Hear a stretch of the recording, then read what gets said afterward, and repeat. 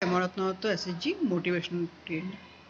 আজি আমি আলোচনা কৰিম SHG গোটৰ সদস্যসকলৰ কিছুমান কথা জানিবৰ কাৰণে।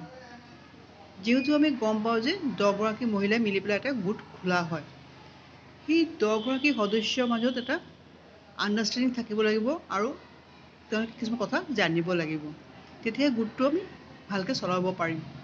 যদি আমি অকল টকা জমা কৰিবৰ কাৰণে গোটত যাওঁ আৰু ঋণ ল'বৰ কাৰণে, তেন্তে কিন্তু আপোনালোকে গোটৰ সকলো সুবিধা নাপাব। কিয়নো গোটত যেতিয়া জইন কৰিছে, গোটৰ কিছুমান ৰুলছ আৰু ৰেগুলেশ্যন আছে আৰু কিছুমান কথাও আছে যিবিলাক আপোনালোকে জানিলে আপোনালোকৰ গোটত থাকিলে আপোনালোকৰ কিবা লাভ হ'ব। তাৰ ভিতৰত মই কিছুমান পইণ্ট আজি আলোচনা কৰিম।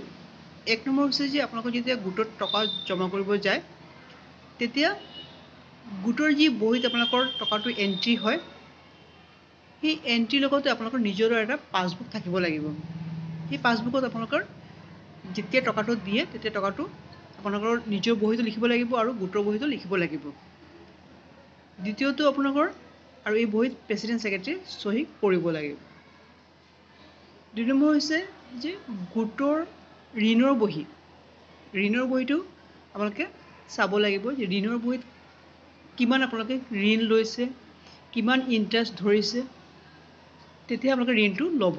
যদি আপোনালোকক কৈছে যে 2% ল'ব, লোৱাৰ সময়ত কৈছে 3%, সেইটো নহয়। কাৰণ ঋণ যিটো গোটৰ ঋণৰ বহী আছে, সেই ঋণৰ বহীটো আপোনালোকে যেতিয়া ঋণ ল'ব ভালকৈ চাব, আৰু যেতিয়া ঋণৰ কিস্তিটো ঘূৰাই দিব, তেতিয়া আপোনালোকৰ নিজৰ বহীটো আপোনালোকৰ এটা ঋণৰ বহী বেলেগকৈ বনাব।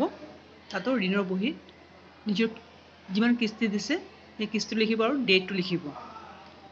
এই দুটা ভালকৈ আপোনালোকে জানিব লাগিব টকা জমা দিয়াৰ সময়ত আৰু ঋণ লোৱাৰ সময়ত। তাৰোপৰি আপোনালোকে জানিব লাগিব যে গোটৰ CLF কি, VO কি। যিহেতু আপোনালোকৰ 10 গৰাকী সদস্যৰ মাজত যিটো গোট খোলে, সেই গোটৰ পৰা আপোনালোকে যেতিয়া ঋণ লয়, সেই ঋণৰ মাত্ৰাটো বেছি নহয়, ঠিক আছে, অলপ, কাৰণ ইয়াত টকা বেছি নাথাকে। যদি আপোনালোকৰ বেছি ঋণ লাগে, তেতিয়া আপোনালোকে VOৰ পৰা ল'ব পাৰিব। তাতকৈ যদি বেছি লাগে, তেন্তে আপুনি CLFৰ পৰা ল'ব লাগিব। সেইকাৰণে VOৰ প্ৰেচিডেণ্ট ছেক্ৰেটাৰী, CLFৰ প্ৰেচিডেণ্ট ছেক্ৰেটাৰী, তেওঁলোকৰ লগত আপোনালোকে চিনাকি কৰিব লাগিব আৰু তেওঁলোকৰ সম্বন্ধে জানিব লাগিব যে কেনেকৈ তাৰ পৰা আমি ঋণ ল'ব পাৰোঁ। গতিকে গোটৰ সদস্যসকলে এই গোটেইখিনি ইনফৰ্মেশ্যন আপোনালোকৰ থাকিব লাগিব আৰু নিজকে অলপ এক্টিভ কৰি ল'ব, যাতে যিকোনো কাম আপোনালোকে কৰিব পাৰে।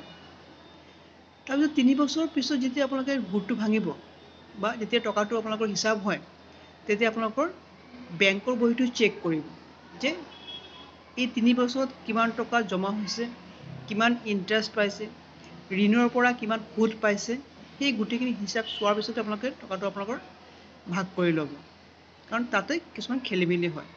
গতিকে এই গোটেইকেইটা নিয়ম আপোনালোকে জানিলে সদস্য হিচাপে আপোনালোকে গোটত ভালকৈ চলিব পাৰিব, নহ'লে আপোনালোকৰ অলপ লোকচান হ'ব।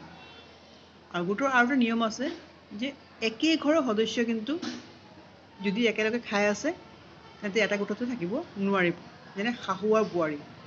শাহু আৰু বোৱাৰী যদি এটা গোটতে আছে, তেন্তে কিন্তু যদি একেলগে খাই আছে, থাকিব নোৱাৰিব। যদি বেলেগে বেলেগে খাই আছে এটা ঘৰত থাকি, তেন্তে তেওঁলোকে এটা গোটতে থাকিব পাৰিব, নহ'লে বেলেগ বেলেগ গোট আপোনালোকে খুলি ল'ব।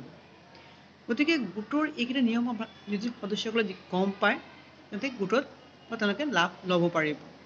যদি CLF, VO কি নাজানে, তেন্তে মোৰ বেলেগ ভিডিঅ' বনোৱা আছে, তাৰ পৰা আপোনালোকে চাব পাৰিব। মোৰ এই পেজটো, এই যিটো চেনেল, তাত অকল SHG সম্বন্ধে মই আলোচনা কৰোঁ। মোৰ বহুতো ভিডিঅ' বনোৱা আছে।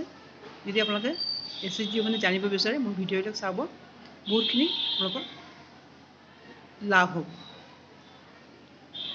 গতিকে এই সদস্য হিচাপে জইন কৰাৰ লগে লগে আপোনাৰ গোটৰ এইকেইটা নিয়ম ভালকৈ মানি চলিব, তেন্তে আৰু এই গোটেই ইনফৰ্মেশ্যনখিনি আপোনালোকে কালেক্ট কৰিব যে CLF কি, VO কি, আৰু গোটৰ পৰা আমি চৰকাৰৰ পৰা কি কি সুবিধা লাভ কৰিব পাৰোঁ, কি কি আঁচনি গোটৰ কাৰণে আহিছে।